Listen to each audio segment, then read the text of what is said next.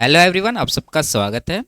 RRB group D 2024 का maths का solution कर रहे हैं, जिसमें 27 नवंबर 2025 से 5 दिसंबर 2025 तक जितने भी शिफ्ट में एग्जाम हुए सभी शिफ्ट के सॉल्यूशन कंप्लीट हो चुके हैं। इनके सारे वीडियोस प्लेलिस्ट में मिल जाएंगे। आज की क्लास में 8 दिसंबर 2025 का दूसरा शिफ्ट का सॉल्यूशन करेंगे। इसका पहला शिफ्ट का वीडियो भी प्लेलिस्ट में मिल जाएगा। तो शुरू करते हैं। उससे पहले चैनल पर नए हैं तो चैनल को सब्सक्राइब कर लीजिए। आगे बढ़ते हैं। पहला सवाल है, रमन की आय 70,900 रुपया है। वह अपनी आय का 12% बचत करता है। यदि उसकी आय में 39% की वृद्धि होती है और व्यय में 50% की वृद्धि होती है तो उसकी बचत में कितना परिवर्तन होगा। ठीक है, तो देखिए इस तरह के कई सवाल हम लोग पहले कर चुके हैं। सबसे पहले आपको क्या करना है, ये जो रमन है इसकी आय को 100 यूनिट मान लेना है। अगर आय को 100 यूनिट माने हैं तो इसका खर्च और बचत क्या होगा। ये कह रहा है कि अपनी आय का 12% बचत करता है, तो इसका सेविंग हो जाएगा 100 का 12% यानी कि 12 यूनिट। तो इसका खर्च कितना होगा, 100 में 12 माइनस करेंगे तो 88 यूनिट इसका खर्च आएगा। तो ये चीज़ आपको पहले कर लेना है। इसके बाद ये कह रहा है यदि उसकी आय में 39% की वृद्धि होती है। देखिए आय माने हम लोग 100, अगर इसका 39% बढ़ाएंगे तो कितना आएगा, 39 यूनिट, यानी आय इसका 39 बढ़ गया। व्यय में 50% की वृद्धि होती है। व्यय देखिए कितना है, 88 है। अगर इसका 50% यानी आधा बढ़ाएंगे तो कितना बढ़ेगा, 44 बढ़ेगा। ठीक है, अब आपको यहाँ पर सोचना है कि आय उसका बढ़ा है 39 लेकिन खर्च बढ़ गया है 44, यानी 5 रुपया यहाँ पर ज़्यादा हो रहा है। तो ये 5 कहाँ से आया होगा, इनके सेविंग से कटा होगा। तो यहाँ पर इसका सेविंग 5 यूनिट घट जाएगा। ठीक है, तो इसी का वैल्यू आपको निकालना है। ये पूछ रहा है उसकी बचत में कितना परिवर्तन हुआ। अब देखिए यहाँ पर अगर आप देखेंगे तो इसका आय है 70,900 एक्चुअल में, लेकिन हम लोग माने हैं 100। तो ये जो 70,900 है ये 100 यूनिट का वैल्यू होगा। हमें निकालना है बचत का परिवर्तन जो कि 5 यूनिट है, तो 5 से यहाँ पर गुना कर देंगे। तो ये कैलकुलेट करने के बाद आपका आंसर आएगा। तो 2 जीरो काट देंगे, 7 बचे 3500 प्लस 45, यानी कि कुल मिला के 3545 रुपया इसका बचत जो है वो कम हो गया है। तो कमी वाला इसका आंसर होगा, ऑप्शन नंबर ए में है 3545, ये इसका करेक्ट आंसर होगा। ठीक है, आगे 1,000 रुपया प्रति मिक्सर की दर से 383 मिक्सरों के उस बिल का निपटान एक क्रेडिट कार्ड भुगतान द्वारा किया जाना है, जिस पर 25% और 20% की क्रमिक छूट प्राप्त हुई तथा कार्ड भुगतान पर 13% की अतिरिक्त छूट प्राप्त होगी। भुगतान की जाने वाली राशि ज्ञात कीजिए। ठीक है, तो देखिए अच्छा सवाल है। यहाँ पर अगर हम लोग देखें तो एक मिक्सर का जो मार्क प्राइस है वो 1,000 रुपया है, जिस पर इसे 2 क्रमिक डिस्काउंट प्राप्त हुआ है, एक 25% का और दूसरा 20% का। लेकिन ये क्रेडिट कार्ड से भुगतान कर रहा है, जिसके वजह से इसे 13% का एक एक्स्ट्रा डिस्काउंट यहाँ पर मिल रहा है। इसके बाद ये हमसे पूछ रहा है कि इसको कितना राशि भुगतान करना होगा। ठीक है, तो कैसे सॉल्व करें इस सवाल को। देखिए यहाँ पर परसेंटेज एकदम आसान दे रखा है, तो आप यहाँ पर रेशियो मेथड लगाइए। 25% का फ्रैक्शन लिखेंगे 1/4 और 20% का फ्रैक्शन 1/5, यानी इनिशियल वैल्यू अगर इसका 4 यूनिट माने तो डिस्काउंट कितना होगा, 1 यूनिट। तो रेशियो बनेगा 4 से 3। उसी तरह यहाँ पर वैल्यू अगर 5 माने तो 5 पर 1 का डिस्काउंट होगा, रेशियो बनेगा 5 से 4। अगला डिस्काउंट है 13%, तो इसका हो जाएगा 13/100, यानी इनिशियल वैल्यू अगर 100 मानेंगे तो 13 का डिस्काउंट होगा, तो अनुपात होगा 100 से 87। ठीक है, अब इसे क्या करते हैं, डिस्काउंट यहाँ पर क्रमिक है तो आपको गुना करना होगा। गुना अगर करें तो उससे पहले आपको देखना होगा कि कटने वाला अगर है तो कटा देना है। 4 यहाँ पर कट रहा है, काट देंगे। 5 गुना 100 यहाँ हो जाएगा 500, और इधर 87 गुना 3 करना है, तो 80 गुना 3 240, इधर 21, तो 261 यहाँ पर आएगा। तो कुल मिला के अगर देखें तो 500 का सामान ये 261 में मिल रहा है इसको। जबकि यहाँ पर अगर मिक्सर का इनिशियल वैल्यू देखें तो 1,000 दे रखा है, तो ये 500 यूनिट 1,000 के बराबर होगा। ये सीधा सीधा 2 गुना दिख रहा है। तो डिस्काउंट के बाद का वैल्यू कितना है, 261 यूनिट। तो इसका भी आप 2 गुना कर दीजिए तो कितना आ जाएगा, 161 का 2 गुना, यानी 26 दूना 52, 520 प्लस 2 522 यूनिट यहाँ पर डिस्काउंट के बाद का प्राइस है एक मिक्सर का।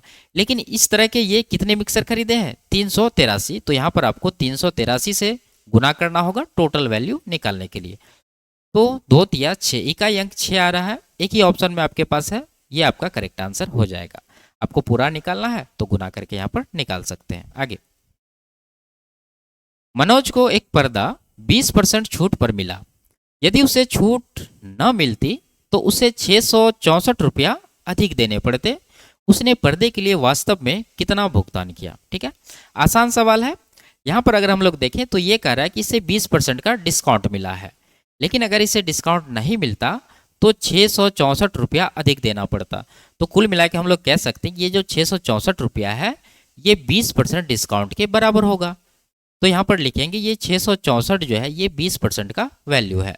हमें निकालना क्या है? हमें निकालना है कि वास्तव में उसने कितना भुगतान किया। अगर आपको 20% का डिस्काउंट मिल रहा है तो आप भुगतान कितना कर रहे हैं? 80%। ठीक है, 100 में 20 माइनस, तो 80% यहाँ पर वैल्यू उसको पे कर रहे हैं। तो इसको जब सॉल्व करेंगे तो ये 4 बार में कटेगा, 4 गुना 664 करना है, तो 4 चौके 16, यानी इकाई की यहाँ पर 6 बनने वाला है। एक ही ऑप्शन में दे रखा है, ये इसका आंसर हो जाएगा। आगे, एक निश्चित धनराशि साधारण ब्याज पर 2 वर्ष में 7040 और 5 वर्ष में 8000 रुपया हो जाती है। मूलधन ज्ञात कीजिए। ठीक है, तो देखिए यहाँ पर हम लोग क्या करेंगे, मूलधन को मान लेंगे पी यूनिट है। ठीक है, तो पी अगर मूलधन है तो ये कह रहा है 2 वर्ष में 7040 हो जाता है, तो 2 वर्ष में इसका मिश्रधन बन जाएगा 7040 रुपया। ठीक है, तो यहाँ पर टाइम इसको लग गया 2 वर्ष का। आगे अगर देखें तो ये कह रहा है 5 वर्ष में 8000 हो जाता है, तो यही पी जो है ये 5 वर्ष में कितना बन जाएगा? 8000 रुपया बन जाएगा। तो यहाँ पर इसको टाइम लग रहा है 5 वर्ष का। अब आप यहाँ पर देखिए, ये 2 वर्ष में 7040 और 5 वर्ष में 8000, तो कुल मिला के यहाँ पर टाइम में कितना का गैप हो गया? ये 5 वर्ष का है, ये 2 वर्ष का है, तो कुल मिला के यहाँ 3 वर्ष का टाइम में गैप है। और रुपया में अगर गैप देखिएगा तो 8000 में 7040 घटाना होगा, तो रुपया का गैप यहाँ पर मिलेगा आपको 960 रुपया, यानी 3 वर्ष में इसको 960 रुपये का ब्याज मिल रहा है। तो यहाँ पर 2 वर्ष में इसको कितना मिला होगा? तो उसके लिए आप यहाँ पर निकाल सकते हैं 960 को ये 3 से डिवाइड कर दीजिए, 2 का निकालना है तो 2 से गुना कर दीजिए, 3 से कट जाएगा, ये 320 गुना 2 करेंगे तो 640 रुपये यहाँ पर ब्याज मिलेगा। अब यहाँ पर हमें निकालना क्या है? मूलधन निकालना। तो मूलधन में ये ब्याज जोड़ने के बाद ये मिश्रधन बना होगा। अगर हमें मूलधन निकालना है तो ये ब्याज का राशि मिश्रधन से माइनस करना होगा। जब ये माइनस करेंगे तो 70 माइनस 6 यानी कि ये 6400 रुपया इसका मूलधन आएगा। ऑप्शन नंबर डी में दे रखा है। आगे, सीमा और ज्योति की वर्तमान आयु का गुणनफल 3952 वर्ष है और उनकी आयु का अनुपात 19:13 है।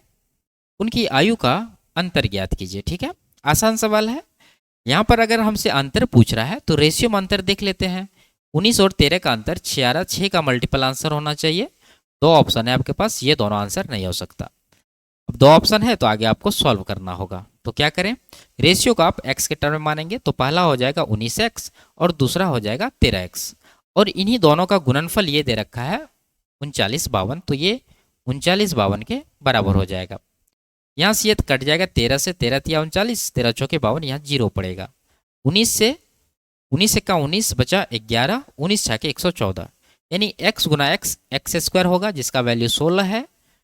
तो यहाँ से x का वैल्यू कितना होगा? 16 का वर्गमूल यानी कि 4। अब डिफरेंस 6 है और x का वैल्यू 4 है, तो यहाँ पर 4 से गुना कर दीजिए, तो 24 वर्ष इसका आंसर हो जाएगा। ऑप्शन नंबर बी में दे रखा है। आगे, एक घनाभ के 3 आसन फलक का क्षेत्रफल क्रमशः 108 सेंटीमीटर स्क्वायर, 60 सेंटीमीटर और 45 सेंटीमीटर स्क्वायर है। घनाभ का आयतन ज्ञात कीजिए। ठीक है, तो देखिए ये जो कह रहा है कि 3 आसन फलक का क्षेत्रफल, अगर घनाभ का लंबाई l, चौड़ाई b और ऊंचाई h है, तो इनका जो 3 आसन फलक है इनका क्षेत्रफल क्या सब होगा? LB, BH और HL। ठीक है, जिसमें यहाँ पर एरिया x का 108 है, दूसरा फलक का 60 है और तीसरा का ये 45 दे रखा है। और हमसे ये पूछ रहा है कि ये जो है घनाभ, इसका आयतन क्या होगा? तो घनाभ का आयतन क्या होता है? LBH, यानी लंबाई गुना चौड़ाई गुना ऊंचाई। तो यहाँ पर अगर आप इन तीनों को गुना करेंगे तो क्या मिलेगा आपको? L गुना L, L स्क्वायर, B गुना B, B स्क्वायर, H गुना H, H स्क्वायर, यानी कि LBH का स्क्वायर यहाँ पर आपको प्राप्त होगा। और राइट साइड ये है 108 गुना 60 गुना 45। स्क्वायर में वैल्यू दे रखा है, ये वैल्यू आपको निकालना है तो क्या करना होगा, दोनों तरफ वर्गमूल कर दीजिए इस तरह से। वर्गमूल अगर कर देंगे तो यहाँ पर आपको LBH प्राप्त होगा और यहाँ पर पेयर बना लीजिए, ठीक है। 108 को आप किस तरह से तोड़ेंगे, 12 नमा 108 कर दीजिए, ठीक है। 12 गुना 9 कर दीजिए और ये जो 60 है इसको आप 12 गुना 5 कर दीजिए, तो ये 12 का पेयर बन गया, तो 12 बाहर कर लेंगे। 9 गुना 5 45 हुआ, यहाँ पर 45 पहले से भी है तो कुल मिला के 45 का पेयर बना, तो एक 45 आप बाहर कर लीजिए, तो 12 गुना 45 इसका आंसर हो जाएगा। 12 पंजे 60, जीरो आ रहा है एक ही ऑप्शन में है, ये इसका करेक्ट आंसर होगा, ठीक है। अगर आपको निकालना है तो 48 से 54 यानी 540 यहाँ पर सेंटीमीटर क्यूब में इसका आंसर हो जाएगा। आगे 27, 54 और 108 का HCF ज्ञात कीजिए। आसान सवाल है। इन तीनों में सबसे छोटी नंबर यहाँ क्या है, 27 है और आप देख सकते हैं कि 27 से तीनों नंबर डिविजिबल है, तो ये 27 इसका HCF हो जाएगा। ऑप्शन नंबर बी में दे रखा है। आगे सोहन ने 480 रुपया प्रति दर्जन की दर से 25 दर्जन खिलौने खरीदे।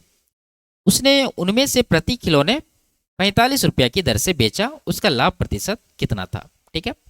तो देखिए यहाँ पर एक खिलौने का सेलिंग प्राइस आपके पास दे रखा है 45 रुपया, ठीक है। तो हमें लाभ प्रतिशत निकालना, तो इसका क्या चाहिए, कॉस्ट प्राइस, वो आएगा यहाँ से। ये 480 रुपया में एक दर्जन खरीद रहा है, तो एक खिलौने का कॉस्ट प्राइस निकालने के लिए इसको 12 से डिवाइड करना होगा, क्योंकि एक दर्जन में 12 पीस होता है, तो 12 से इसको डिवाइड करें तो कितना आएगा, 40, यानी इसका कॉस्ट प्राइस 40 होगा। 40 का सामान आप 45 में बेच रहे हैं, तो 5 का प्रॉफिट आपको मिल रहा है, किसके ऊपर, 40 के ऊपर। घटाएंगे 5 का 5, 5 अट्ठे 40, तो 1/8 आया है, ये कितना परसेंट होता है, 12.5%, तो ये इसका प्रॉफिट हो जाएगा। ऑप्शन नंबर ए में दे रखा है। आगे इसको सरल करना है, ठीक है। और देखिए ये क्या है, अगर इसको ए माने, इसको बी, इसको सी, तो ये a cube plus b cube plus c cube पर आधारित है। तो आप जानते हैं यहाँ पर जब इस तरह से दे रखा हो तो सबसे पहले आपको ए प्लस बी प्लस सी निकालना है। अगर यहाँ पर तीनों को जोड़ेंगे तो 21 प्लस 13 34, 34 माइनस 34 जीरो आ रहा है। यदि a plus b plus c zero हो तो a cube plus b cube plus c cube minus 3ABC बराबर जीरो होता है, ठीक है। लेकिन यहाँ पर आपको एक चीज देखना है कि यहाँ पर माइनस होता है जबकि यहाँ प्लस है, और इसमें प्लस होता है जबकि यहाँ माइनस है, तो इसी माइनस की वजह से ये जो 34 में माइनस लगा, यानी कि ये तीसरा टर्म हमारा सी जो है ये माइनस है, इस वजह से यहाँ पर माइनस आया है। इसमें अगर आप माइनस लगाएंगे तो माइनस अगर सी में रहेगा तो माइनस माइनस यहाँ पर क्या हो जाएगा, प्लस हो जाएगा, इस वजह से यहाँ पर प्लस आया। तो कुल मिला के ये फॉर्मेट बन रहा है, तो हम कह सकते हैं इसका वैल्यू क्या होगा, जीरो होगा। ऑप्शन नंबर बी इसका करेक्ट आंसर होगा। आगे यदि ए और 50 का माध्य अनुपाती 40 है तो ए का मान ज्ञात कीजिए। सिंपल सा, आप जानते हैं ए और बी का माध्य अनुपाती क्या होता है, √ए बी। तो यहाँ पर ए और 50 है तो ये हो जाएगा ए गुना 50, इसको रूट करके 40 करना, तो हम लोग क्या करेंगे, रूट मन में ही हटा के 40 का स्क्वायर यहाँ पर लिख देंगे, ठीक है, जो कि होगा 1600। तो जीरो तो कटेगा ही, 5 से कट जाएगा 32 बार में, तो ए का वैल्यू यहाँ पर कितना मिलेगा, 32। ऑप्शन नंबर बी में दे रखा है। आगे दो त्रिभुजों ABC और XYZ का संदर्भ लीजिए। त्रिभुज ABC का आधार 21 सेंटीमीटर और अन्य दो भुजाएं क्रमशः 17 और 10 सेंटीमीटर है। त्रिभुज XYZ का आधार त्रिभुज ABC के आधार का 2/3 है और इसकी ऊंचाई 5 सेंटीमीटर है। त्रिभुज ABC और XYZ के क्षेत्रफलों का योगफल ज्ञात कीजिए, ठीक है। तो देखिए यहाँ पर कैलकुलेट करना होगा। हमारे पास दो ट्राइंगल है, पहला ABC और दूसरा XYZ, और दोनों के क्षेत्रफल का योगफल ज्ञात करना है। तो पहला ट्राइंगल अगर ABC को देखें तो इसमें ये क्या दे रखा है, कि इसका आधार दे रखा है 21 और अन्य दो भुजाएं 17 और 10 है, यानी इनकी तीनों भुजाएं आपके पास दे रखा है। और दूसरा ट्राइंगल जिसका नाम है XYZ, इसकी बात करें तो इसमें ये क्या दे रखा है, इसमें यह कह रहा है कि इसका जो आधार है ABC के आधार का 2/3 है, यानी इसका बेस कितना हो जाएगा, 21 का 2/3 यानी 2/3। इसको जब आप कैलकुलेट करेंगे तो 7 दूना 14 सेंटीमीटर इसका आधार आएगा। और इसका ऊंचाई भी दे रखा है 5, यानी ऊंचाई आपके पास 5 है। इसका एरिया तो हम लोग आराम से यहाँ पर निकाल सकते हैं, क्योंकि आधार और ऊंचाई दे रखा है, तो गुना करके आधा कर दीजिए, 14 पंजे 70 का आधा 35 सेंटीमीटर स्क्वायर दूसरा त्रिभुज का एरिया आ गया। अब बात है पहला त्रिभुज का एरिया निकालने का। तो यहाँ पर दो तरीका है, एक तो ये कि आप तीनों भुजाओं पर हीरोन का फॉर्मूला लगा के एरिया डायरेक्ट प्राप्त कर लीजिए, नहीं तो यहाँ देखिए आधार दे रखा है और ऊंचाई ज्ञात कर लीजिए, फिर आप एरिया निकाल लीजिए। ठीक है, तो क्या करेंगे, ये तीनों भुजा से आप ट्राइंगल बनाइए, इस तरह का एक ट्राइंगल खींचेंगे। इसमें आधार लेना हमें 21। अगर आधार को 21 लें तो अन्य दो भुजाओं की माप क्या बच गया, 17 और 10। तो ये ले लीजिए आप 17 और ये ले लीजिए छोटा वाला 10। और अगर इसका ऊंचाई आपको प्राप्त करना तो इस तरह से ऊंचाई खींच दीजिए, तो यहाँ पर ये परपेंडिकुलर होगा और ये दो समकोण त्रिभुज में बट गया। अब आपको 17 से रिलेटेड ट्रिपलेट सोचना है और 10 से रिलेटेड। ठीक है, और 21 को दो पार्ट में तोड़ना है। तो 17 से अगर बात करें तो ये आता है 8, 15, 17 और 10 को अगर देखें तो ये 3, 4, 5 का डबल अगर कर दें तो ये आएगा 6, 8, 10।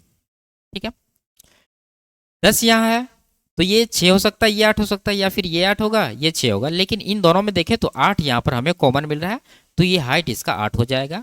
बाकी ये आपका हो जाएगा कितना, 15। ठीक है, ये वाला 15 और ये 8 है, ये 10 है, तो ये कितना होगा, 6 होगा। तो 15, 6, 21 हो भी रहा है, इसका मतलब इसका ऊंचाई क्या है, 8 है। तो एरिया हमें ज्ञात करना है, तो 1/2 गुना आधार गुना ऊंचाई, यानी कि 8 गुना 21 कर देंगे। 2 से 4 बार में 21 चौके 84 यहाँ पर इसका एरिया आएगा। दोनों को अगर जोड़ दें तो इसका आंसर हो जाएगा 30, 80, 110 प्लस 9, 119 सेंटीमीटर स्क्वायर इसका आंसर होगा। ऑप्शन नंबर सी इसका करेक्ट आंसर है।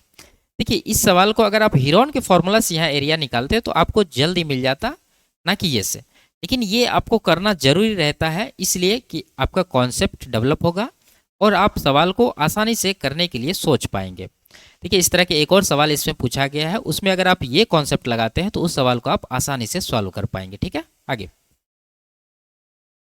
एक त्रिभुज की भुजाएं 75, 44 और 35 सेंटीमीटर है।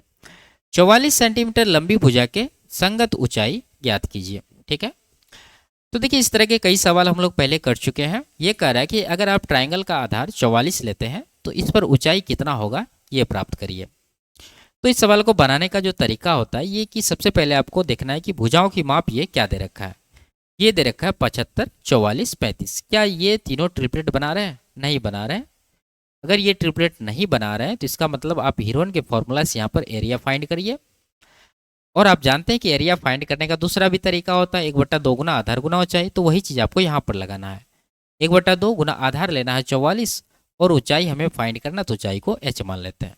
तो इसको इक्वल करके h का वैल्यू आप यहाँ से निकाल सकते हैं। एक तरीका तो ये हो गया। और यहाँ पर अगर देखें तो भुजाओं की माप बड़ा बड़ा दे रखा है, हीरोन का फॉर्मूला लगाएंगे तो थोड़ा सा कैलकुलेटिव होगा, इसलिए आपको वही तरीका करना जो पिछले सवाल में किए थे। तो इन तीनों भुजाओं से आपको एक ट्राइंगल बना लेना है। तो आधार इसमें रखना आपको 44, तो इस तरह से खींचेंगे एक, मान लीजिए ये आधार 44 है। और अन्य दो भुजाओं को देखें तो ये 75 और 35 दे रखा है। 75 यानी 44 से बड़ी है और 35 44 से छोटी, इसका मतलब ये ट्राइंगल एक अधिकोण ट्राइंगल होगा। ये 44 है तो इससे बड़ी भुजा आपको लेना होगा 75। तो इस तरह से ले सकते हैं आप, चाहे इस दिशा में भी ले सकते हैं। ठीक है, तो ये हो गया आपको 75। इसको अगर मिला दें तो ये बन जाएगा आपका 35 वाला। इसके बाद आपको यहाँ पर 75 से लगा हुआ ट्रिपलेट खोजना है और 35 से लगा हुआ ट्रिपलेट खोजना है। तो देखिए, अगर इस ट्रायंगल का ऊंचाई आपको निकालना है तो ऊंचाई कहाँ है, इस शीर्ष से अगर आप ऊंचाई खींचते तो इस तरह से ये ऊंचाई जाएगा। अधिकोण त्रिभुज का जो ऊंचाई होता है वो ट्रायंगल के बाहर ही बनता है, तो इस तरह से आपका ये ऊंचाई हो जाएगा।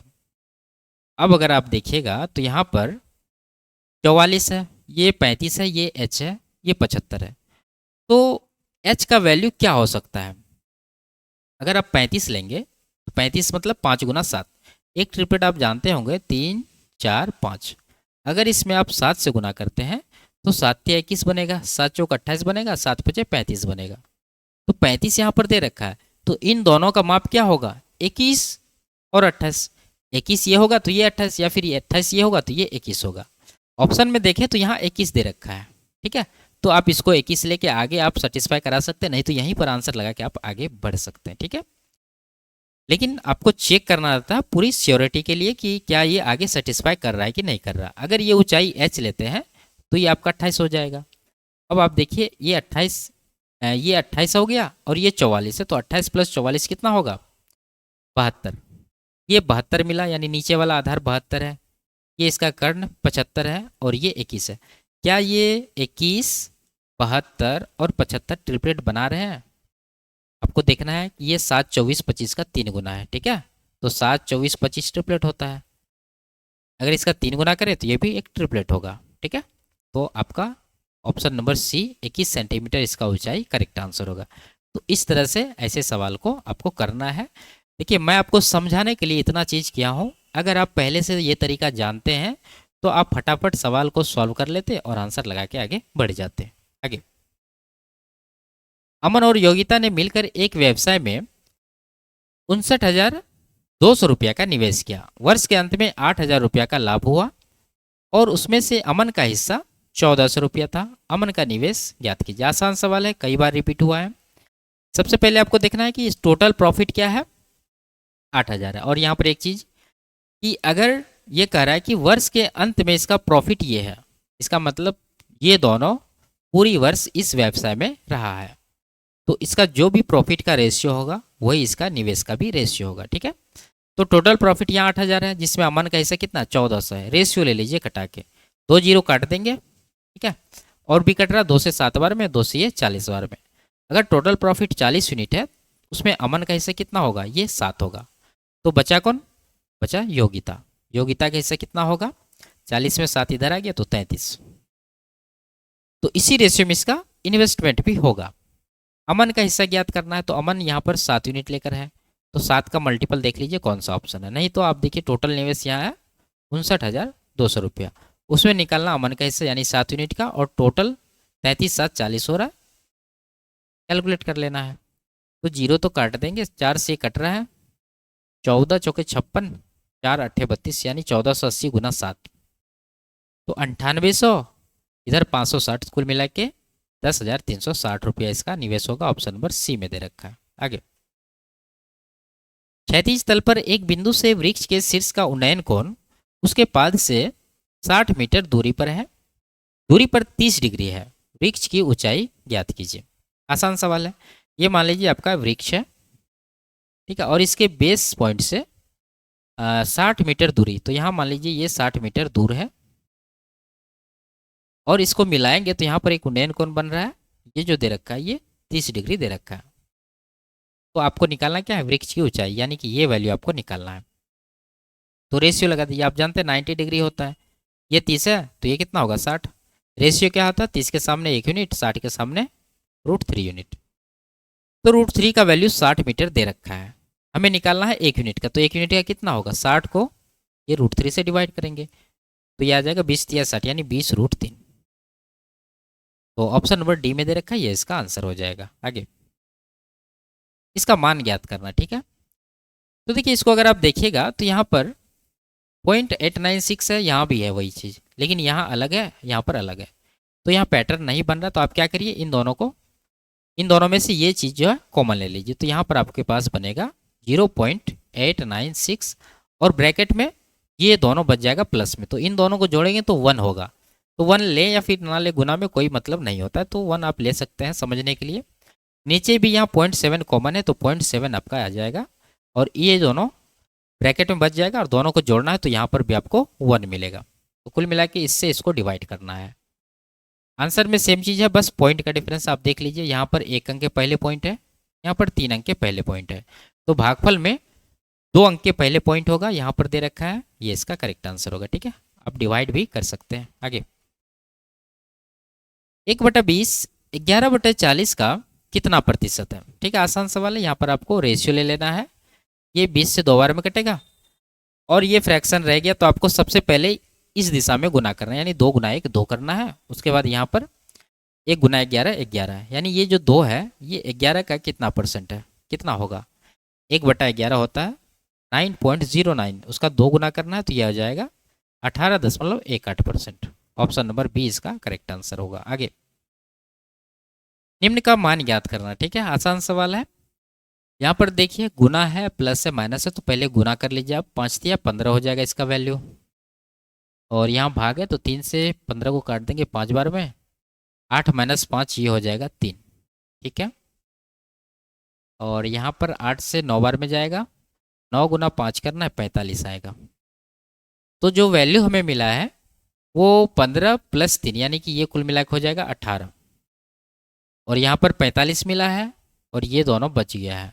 तो 45 माइनस 12 माइनस 32, ये हो गया माइनस का 44। 45 में 44 माइनस करेंगे तो 1 आएगा, 18 यहाँ पर मिला, तो 1 प्लस 18 ये 19 आपका आंसर बनेगा, ऑप्शन नंबर ए में है। आगे, एक टंकी सामान्यतः 12 घंटे में भर जाती है, लेकिन उसमें लगे रिसाव के कारण इसे भरने में 2 घंटे अधिक लगते हैं।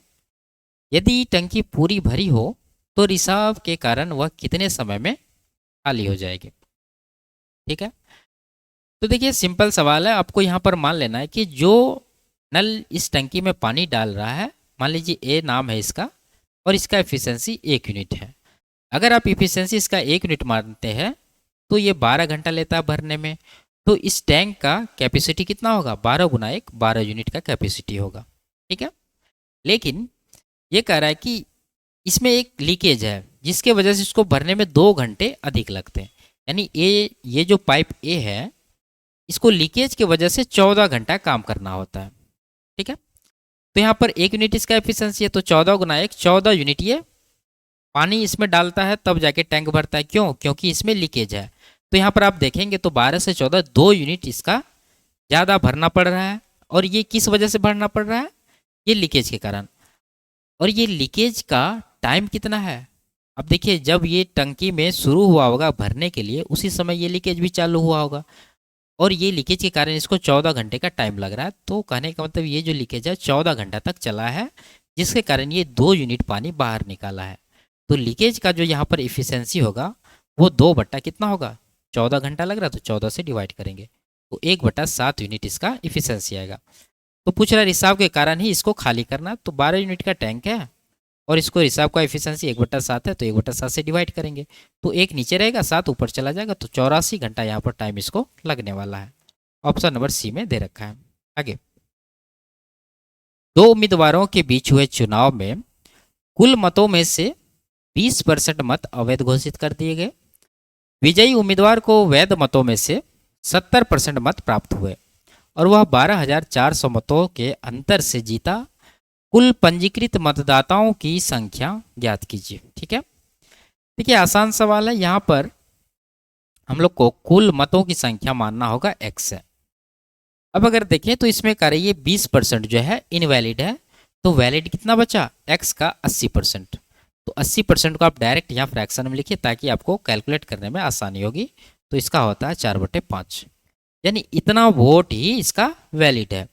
अब इन वोटों में से 70% जीतने वाले को मिला है, तो हारने वाले को आप बता सकते हैं कितना मिला होगा? 30%। तो डिफरेंस कितना क्या गया? 70 और 30, 40% का यहाँ पर डिफरेंस है। तो ये जो वोट है इसका 40% आपको निकालना है, जो कि होगा कितना? 40% का फ्रैक्शन होता है 2/5, और ये डिफरेंस जो एक्चुअल डिफरेंस है वोट का उसके बराबर कर देंगे 12,400। यहाँ से कटा के x का वैल्यू आपको निकालना है। तो यहाँ पर 4 दूना 8 हो रहा है, 8 से 1 कट जाएगा, 8 1 का 8, 8 पंजे 40, 8 पंजे 40 यानी कि 1550। तो x बराबर यहाँ 25 गुना 1550 कर लेते हैं। तो 25 का मल्टीपल देख लीजिए ऑप्शन, ये सारे ऑप्शन 25 के मल्टीपल है। ठीक है। तो यहाँ पर आपको करना क्या है? गुना कर लेना। 0 25 पंचे 125 बचा 12, 37 बचा 13, 25 प्लस 13 38, यानी 38,750। ऑप्शन नंबर ए आपका करेक्ट आंसर होगा। आगे, प्रथम 5 विषम प्राकृत संख्याओं का औसत ज्ञात कीजिए। ठीक है, आसान सवाल है। आप जानते हैं कि प्रथम n विषम संख्याओं का जो एवरेज होता है वो क्या होता है? n होता है। और प्रथम n सम संख्याओं का जो एवरेज होता है वो क्या होता है? n+1 होता है। ये भी चीज़ आपको याद रखना है। तो यहाँ पर 5 विषम है तो n का वैल्यू 5 होगा और यही इसका एवरेज होगा। तो ऑप्शन नंबर डी आपका करेक्ट आंसर होगा। आगे,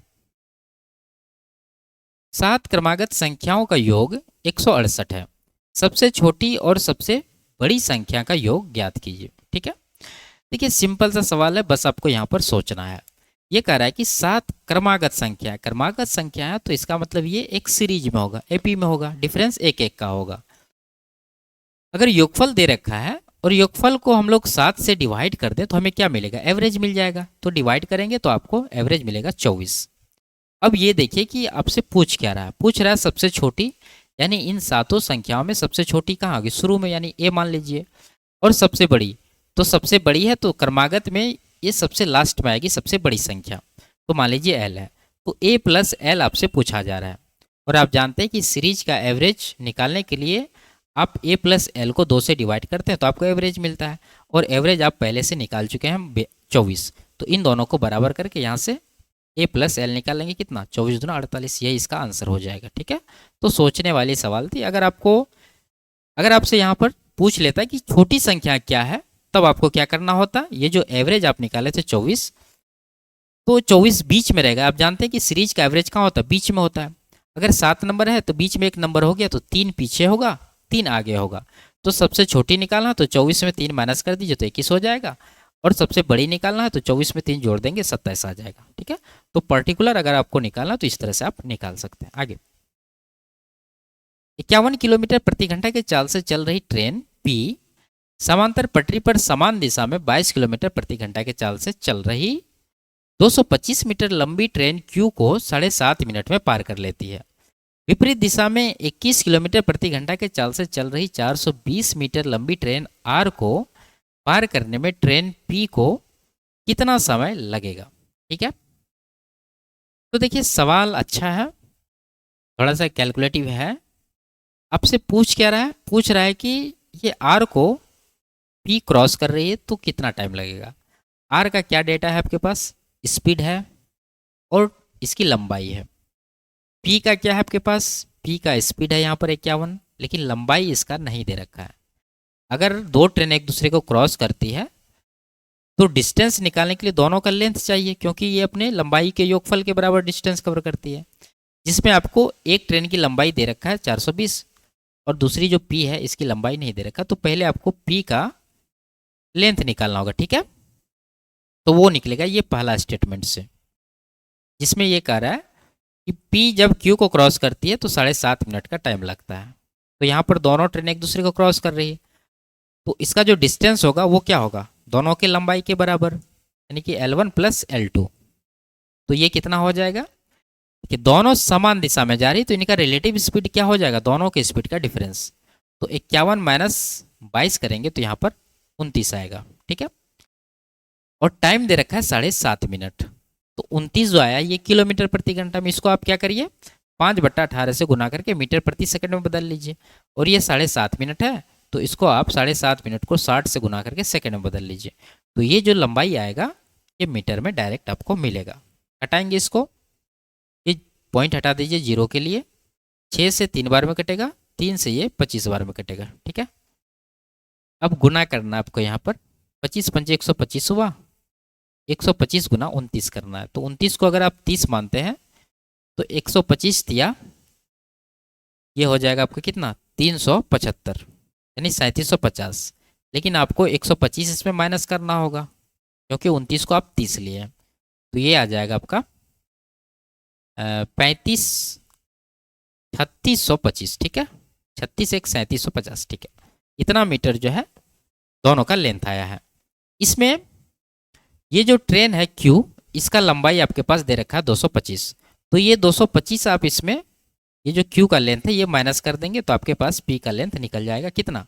ये जब माइनस करते हैं तो आपको 3400 मीटर पी का लंबाई निकलेगा। अब यहाँ पर आप आगे सवाल को आराम से सॉल्व कर सकते हैं। अब पी जो है आर को क्रॉस करेगी, आर का लंबाई कितना है 420, पी का कितना है 3400, दोनों को जोड़िए 34 सर 3820 मीटर का डिस्टेंस कवर करेगा।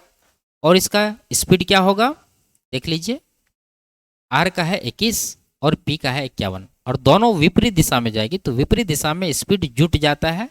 तो यहाँ पर 21 प्लस 51 72 किलोमीटर प्रति घंटा होगा। तो इसको 5/18 से गुना करके मीटर प्रति सेकंड में बदल लेंगे। तो 5 नीचे रहेगा 18 ऊपर चला जाएगा। ठीक है, तो ये टाइम आपको मिलेगा। 18 से 4 बार में कटेगा, 4 पंचे 20 हुआ। ठीक है, तो 20 से इसको काट दीजिए, जीरो काट दीजिए, 2 से इसको 191 आएगा। तो 191 सेकेंड का यहाँ पर टाइम इसको लगने वाला है। ऑप्शन नंबर सी में दे रखा है। आगे, एक कक्षा में 50 विद्यार्थियों की औसत आयु 29 वर्ष। यदि शिक्षक की आयु भी शामिल कर ली जाए तो औसत 30 वर्ष हो जाता है। शिक्षक की आयु ज्ञात कीजिए। इस तरह के कई सवाल हम लोग पहले सॉल्व किए हैं। सबसे पहले आपको देखना है कि शिक्षक के शामिल होने से क्या प्रभाव पड़ा है। सबसे पहले ये कि इन्होंने ये जो पुराना एवरेज था 29, इनको मेंटेन रखा है, तो शिक्षक का 29 वर्ष चला गया एवरेज मेंटेन करने में। साथ में क्या हुआ है कि शिक्षक के शामिल होने से एवरेज 29 से 30 हो गया, यानी 1 का वृद्धि हो गया। तो 1 का वृद्धि है, लेकिन पर्सन कितने हो गए? पहले 50 विद्यार्थी था, 1 शिक्षक शामिल हुआ, तो कुल मिला के 51%, 1 वर्ष का वृद्धि, तो टोटल वृद्धि यहाँ 51 साल का हुआ और 29 साल चला गया एवरेज मेंटेन करने में। तो शिक्षक का टोटल आयु कितना हो गया? जोड़ दीजिए दोनों को, 80 साल इसका आ जाएगा। ऑप्शन नंबर सी में दे रखा है। आगे, ए, बी और सी किसी कार्य को क्रमशः 3 और 3 दिन में पूरा कर सकते हैं। यदि वे मिलकर कार्य करें तो उसी कार्य के 3 गुना कार्य करने में उसे कितने दिन लगेंगे? लॉजिकली अगर आप सोचते हैं तो आराम से आंसर क्या लगा देंगे इसका आप? 3 दिन। ठीक है, कैसे? देखिए, अगर ए करता है 3 दिन में एक काम को, तो 1 दिन में ए कितना काम करेगा? 1/3 यानी 1/3, और तीनों का इफिशिएंसी इक्वल होगा। तो 1/3 का 3 गुना अगर आप करते हैं तो 1 यूनिट काम कर देगा ये तीनों मिल करके 1 दिन में। और इसका 3 गुना काम करना है तो कितना टाइम लगेगा? इसका 3 गुना कर दीजिए तो 3 दिन का टाइम यहाँ पर इसको लग जाएगा। तो ऑप्शन नंबर डी इसका करेक्ट आंसर होगा। ठीक है, आगे, एक उबर ऑटो 17 घंटे में 680 किलोमीटर की दूरी तय करता है। इसकी चाल किलोमीटर प्रति घंटा में याद कीजिए। आसान सवाल देखने के साथ आप आंसर लगा सकते हैं। 40 किलोमीटर प्रति घंटा, टाइम दे रखा, दूरी दे रखा, डिवाइड करिए, 40 आएगा, ये इसका आंसर होगा। ठीक है, आगे, तो ये लास्ट सवाल था। वीडियो आपको कैसी लगी कमेंट में जरूर बताइए। अच्छी लगी तो वीडियो को लाइक, शेयर और चैनल को सब्सक्राइब कर लीजिए। फिर मिलते हैं अगले क्लास में, तब तक के लिए बाय बाय, टेक केयर।